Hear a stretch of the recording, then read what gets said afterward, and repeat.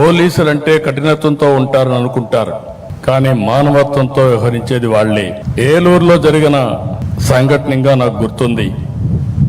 ఒక మధ్యతరగతి మహిళ దివ్యాంగురైన తన కూతుర్ని రోజు స్కూల్లో డ్రాప్ చేసి రావడం కోసం కష్టపడి ఒక బైక్ కొనుక్కుంది. కానీ ఎవరో ఆ బైక్ దొంగతనం చేశారు. దీంతో బిడ్డను స్కూలుకు పంపలేక ఆ తల్లి ఎంతో ఆవేదన చెందింది. ఏలూరు పోలీసులు కష్టపడి ఆ దొంగను పట్టుకుని బైక్ తిరిగి ఆమెకి ఇచ్చారు. అప్పుడు ఆ తల్లి ఆనందం చూడాలి. అది నిజమైన పోలీస్ అంటే, అదే నిజమైన మానవత్వం. మొన్న విజయవాడలో పేద పిల్లలు చెప్పులు లేకుండా వెళుతుంటే అక్కడ చూసిన Penamaluru police station head constable Venkataratnam గారు పిల్లలకు అక్కడికక్కడే చెప్పులు కొనిపెట్టి పంపారు. నేను చెప్పేటి మాత్రం కొన్ని ఉదాహరణలే. ఇలా ప్రతి జిల్లాలో ప్రతి స్టేషన్లో ప్రజల ఆస్తులు కాపాడాలని తపన పడే సిబ్బంది ఉన్నారు. మానవత్వంతో స్పందించే పోలీస్ అధికారులు కూడా ఉన్నారు.